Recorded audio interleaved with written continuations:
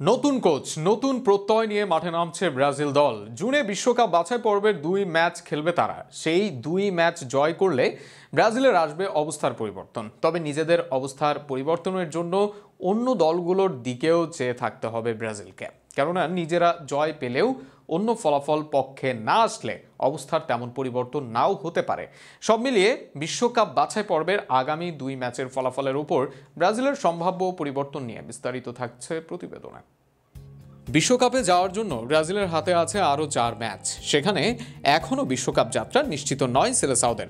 তবে বিশ্বকাপে যাওয়ার সমীকরণটা খুব বেশি কঠিনও নয় তাদের জন্য। তবে সেখানে প্রশ্ন, কত নম্বরে থেকে বিশ্বকাপে যেতে পারে ব্রাজিল দল, সে আলাপ পরে। আগে আলোচনায় আসা যাক জুনে ব্রাজিল দল সর্বোচ্চ কত নম্বরে যেতে পারবে। এর মাঝে বিশ্বকাপে নিজেদের জায়গা অর্জন করে নিয়েছে আর্জেন্টিনা।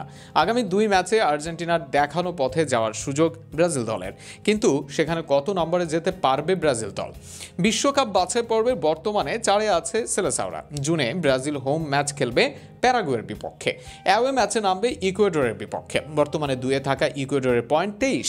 যদি ব্রাজিলের কাছে হেরে যায় তারা, তবে তাদের টপকে তালিকার 2-এ উঠে যাবে ব্রাজিল দল।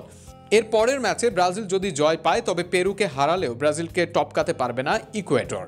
ব্রাজিলের পর 5-এ আছে প্যারাগুয়ে। যদি ব্রাজিল 2 ম্যাচেই জয়লাভ করে, তবে তালিকায় সর্বোচ্চ 24 পয়েন্ট পাবে প্যারাগুয়ে, যে কারণে এই তালিকায় তারাও ব্রাজিলকে টপকে যেতে পারবে না। সেক্ষেত্রে বাধা হতে পারে তালিকায় 3-এ থাকা উরুগুয়ে।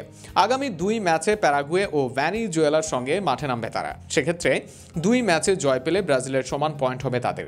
তবে গোল ব্যবধানে ব্রাজিলকে টপকে যাওয়ার সুযোগ থাকবে তাদের। কিন্তু ব্রাজিল যদি 2 ম্যাচে জয় পায় ও উরুগুয়ে 1 ম্যাচ ড্র করে, তবে তাদের সামনে আর ব্রাজিলকে ছাড়িয়ে যাবার সুযোগ নেই।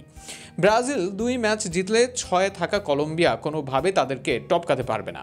একই সঙ্গে 2 ম্যাচ যদি সেলেসাওরা জয়লাভ করে, তবে বিশ্বকাপের টিকিট পাওয়া অনেকটাই হয়ে যাবে সেলেসাওদের। নতুন কোচের অধীনে ব্রাজিলের প্রত্যাশা বেশি, কোনো সন্দেহ নেই। তবে শেষ 4 ম্যাচে মাত্র 1 জয় ও 5 পয়েন্ট পাওয়া ব্রাজিল সুযোগ কতটা কাজে লাগাতে পারে, সেটাই এখন দেখার বিষয়।